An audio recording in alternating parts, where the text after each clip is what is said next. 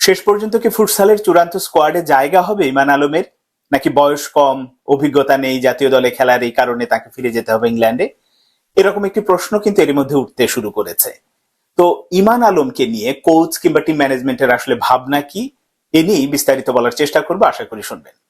প্রথমেই বলি, ইমান আলম জুনে যে ট্রায়াল হলো সেখানে নিজের যে দক্ষতা বা পায়ের কাজ এ দিয়ে আলাদাভাবে নজর কেড়েছিলেন এবং তারই সুবাদে এবার ফুটসাল দলে তাকে ডাকা হয়েছে। ক্যাম্পে যোগ দিয়েছেন ইংল্যান্ড থেকে এসে এবং লম্বা জার্নি করে এসেছেন, টিমের সাথে একটা মানিয়ে নেওয়ার ব্যাপার আছে। এই সবকিছু মিলে ধীরে ধীরে তিনি খাপ খাইয়ে নিচ্ছেন টিমের সাথে।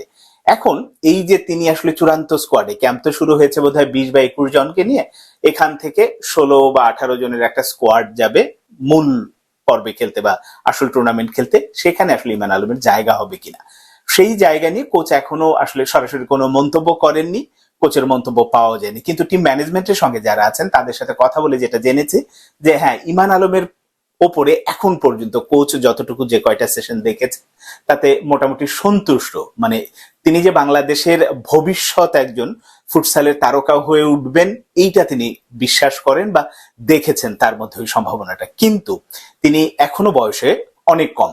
বলা যায় যে এই টিমের যারা আছেন এই স্কোয়াডে এখন ফুটসালে যে যে প্লেয়ারদের নিয়ে আসলে ক্যাম্প চলছে তার মধ্যে সবচেয়ে কম বয়সী হচ্ছে ইমান আলম।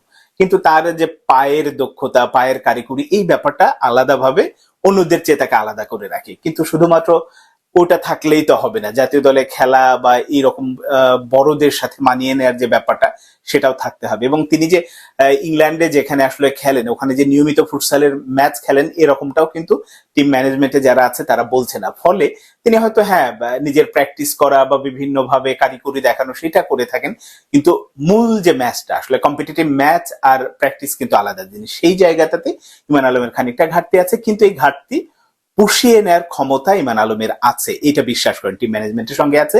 এই কারণে ইমান আলমের ওপরে যে প্রত্যাশার চাপটা আগেই দিতে চান না যে তিনি পারবেন কি পারবেন না এইরকম ব্যাপারটা না, তাকে একটু সময় দিতে চান। সময় দিলে এই ইমান আলম বাংলাদেশের ফুটসালের জন্য একটা অনেক বড় সম্পদ হয়ে উঠবেন, এমনটাই মনে করেন টিম ম্যানেজমেন্টের সঙ্গে যারা আছে প্রত্যেককেই। এখন এই যে ইমান আলমকে চূড়ান্ত স্কোয়াডে রাখা হবে কিনা, টিম ম্যানেজমেন্টের যে মতামত বা যে যদি তাদের অবজারভেশন যে হ্যাঁ সম্ভবত তিনি যাচ্ছেন, চূড়ান্ত স্কোয়াডে থাকবেন।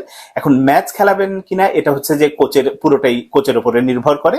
কারণ ইরানি যে কোচ আছে উনি অভিজ্ঞ, এর আগে অনেক জাতীয় দল হ্যান্ডেল করেছেন। মানে ওনার উপরে ওই আস্থাটুকু রাখা যায়, তিনি কাবরেরার মতো না, তিনি তার পছন্দ মতো ভুলভাল সিদ্ধান্ত নেবেন, ব্যাপারটা ওরকম না।